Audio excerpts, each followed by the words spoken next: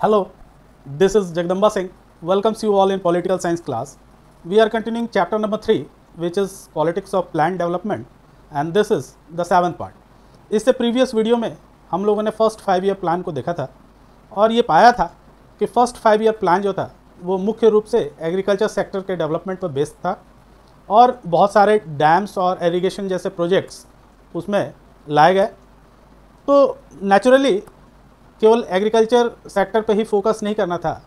Second 5 year plan को आज हम लोग देखेंगे, जिसमें हम लोग पाएंगे कि इंडस्ट्रियल ग्रोथ को भी प्रमोट किया गया in the second 5 year plan. तो आज का जो टॉपिक है हम लोग का वो है रैपिड इंडस्ट्रियलाइजेशन, कि बहुत तेज़ी के साथ जो इंडस्ट्रियलाइजेशन शुरू हुआ वो सेकेंड 5 ईयर प्लान में ही शुरू हुआ और इसको हम लोग समझेंगे कि क्या कॉन्सिक्वेंसेस सामने आए इस रैपिड इंडस्ट्रियलाइजेशन।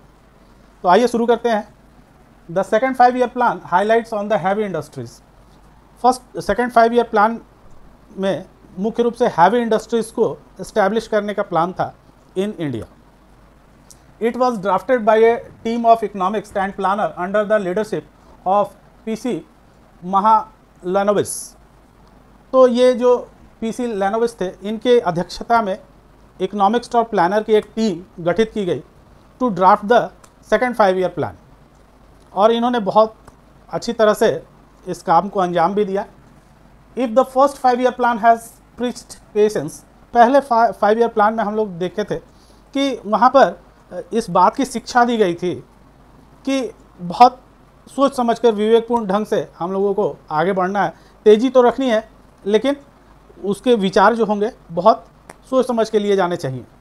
लेकिन the second wanted to bring out quick transformation. लेकिन दूसरे प्लान में हम लोगों ने देखा कि जो प्लानर्स थे वो क्विक ट्रांसफॉर्मेशन चाह रहे थे by making changes in all direction, और वो चाह रहे थे कि सारे डायरेक्शंस में, चाहे वो इंडस्ट्री हो, चाहे वो एग्रीकल्चर का क्षेत्र हो, चाहे अन्य कोई क्षेत्र हो, उन सारे क्षेत्रों में क्विक ट्रांसफॉर्मेशन होने चाहिए। ऐसी थिंकिंग सेकेंड प्लानर्स के ग्रुप में ये चीज़ें देखने को मिली। Before this plan was finalize, the Congress party declare that the socialist pattern of society was its गोल।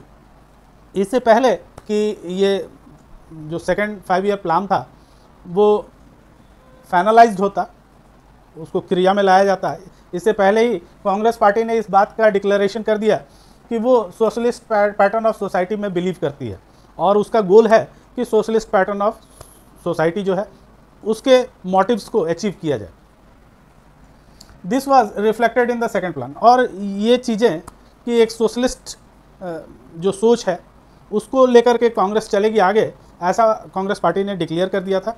और ये चीज़ें सेकेंड 5 ईयर प्लान में सामने आने वाली थी, क्योंकि जितनी भी बेसिक इंडस्ट्रीज़ थी, चाहे वो रेलवे हो, चाहे वो इलेक्ट्रिसिटी से संबंधित कोई इंडस्ट्री हो, तो उन या कोल माइंस हो, इन सारे इंडस्ट्रीज़ को गवर्नमेंट चाह रही थी कि वो ये इन बेसिक इंडस्ट्रीज़ को खुद इस्टेब्लिश करे और एक सोशलिस्ट फॉर्म ऑफ सोसाइटी जो है वो इस्टेब्लिश हो सके इंडिया में।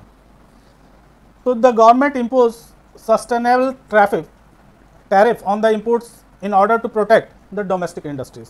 और उस समय जो डोमेस्टिक इंडस्ट्रीज़ लगाए जा रहे थे वो बिल्कुल इनिशियल स्टेज में थे और उनको प्रोटेक्शन की ज़रूरत भी थी उस समय।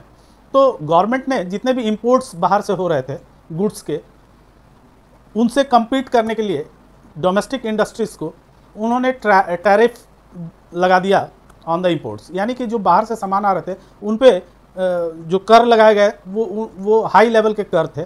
यानी कि जब वो चीज़ें, मान लीजिए कि कोई गुड्स बाहर से इंपोर्ट करने पे 50 रुपये उसकी कीमत है, तो 50 रुपये उस पर टैरिफ लग गया तो उसकी कीमत इंडिया में 100 रुपीज़ हो जाती है। और यहाँ के मैन्युफैक्चरिंग जो लोग कर रहे हैं, डोमेस्टिक मैन्युफैक्चरिंग, सिमिलर प्रोडक्ट को मैन्युफैक्चर करने में उनको 75 रुपीज़ लग रहे हैं। तो अब जो कंपेयर है वो रीजनेबल हो जाएगा। बाहर से आने वाला गुड्स 100 रुपये का बिकेगा इन द इंडियन मार्केट, और इंडिया में जो प्रोडक्ट, सिमिलर प्रोडक्ट आ रहा है वो 75 रुपीज़ का बिकेगा। तो नेचुरली लोग कम दाम वाली चीज़ को, अगर उसकी क्वालिटी सेम है तो उसको प्रीफर करेंगे। तो इस तरह से इंडस्ट्रीज़ को प्रमोट किया जाएगा और उसको संरक्षण दिया जाएगा, ये सोचते हुए गवर्नमेंट ने टैरिफ को इम्पोज कर दिया on the imports. Such protected environment help both public and private sector industries to grow. और ये जो प्रोटेक्शन गवर्नमेंट ने अवेलेबल कराया इंडस्ट्रियलिस्ट्स के लिए, यानी यहाँ पे जो इंडस्ट्रीज़ थे, डोमेस्टिक इंडस्ट्रीज़ के लिए ये जो प्रोटेक्शन अवेलेबल कराया गया by the government of India, ये बहुत सकारात्मक था, बहुत पॉजिटिव था, और इससे पब्लिक और प्राइवेट सेक्टर के ग्रोथ में रीजनेबल ग्रोथ देखने को मिला। As saving and investment were growing in this period, या इस पीरियड में हम लोगों ने सेविंग और इन्वेस्टमेंट दोनों चीज़ों को बढ़ते हुए पाया इंडिया में, यानी कि जो लोग इंडस्ट्रीज़ में इन्वेस्ट कर रहे थे उनका इन्वेस्टमेंट भी देखने को मिला, और साथ में नेशनल इनकम का ग्रोथ भी देखने को मिला। A bulk of industry develop in the public sector, और पब्लिक सेक्टर में बहुत सारे इंडस्ट्रियों को बल्क में हम लोगों ने रेज करता हुआ देखा, जैसे कि रेलवेज़, इलेक्ट्रिसिटी डिपार्टमेंट, और बहुत सारे ऐसे सेक्टर्स थे इंडस्ट्रीज़ के जो डेवलप होते हुए दिखाई दिए, और ये सारे सेक्टर्स जो थे अधिकांशतः पब्लिक सेक्टर के सेक्टर्स थे, क्योंकि मेन मोटिव जो था कांग्रेस ने अपना डिक्लेयर कर दिया था कि वो सोशलिस्ट पैटर्न ऑफ सोसाइटी को डेवलप करना चाहती है इंडिया में, इसलिए वो पब्लिक सेक्टर के इंडस्ट्रीज़ को ज़्यादा ध्यानपूर्वक गवर्नमेंट इस्टेब्लिश कर रही थी। Such a push of industrialization marked a turning point in the India's development, और इस तरह का ट्रांसफॉर्मेशन जब शुरू हुआ इंडस्ट्रियलाइजेशन के क्षेत्र में इंडिया में, तो उसने एक नया आयाम खड़ा किया डेवलपमेंट का इंडिया में, और सेकंड जो 5 ईयर प्लान था वो काफ़ी अच्छी तरह से इंडिया को डेवलप करने में मदद कर रहा था। तो यहाँ तक हम लोग जब देखते हैं तो हम लोग ये पा रहे हैं कि सब कुछ बहुत अच्छे ढंग से संपन्न हो रहा है in the second 5 year plan. तो क्या सब कुछ इतना अच्छे ढंग से डेवलप हो रहा था, या कुछ रुकावटें भी इंडियन गवर्नमेंट को फेस करना पड़ रहा था? आइए इसको समझते हैं। India was going through some problem also during rapid industrialization. Now we will see those problems. The development was growing on, but it has its own problem as well.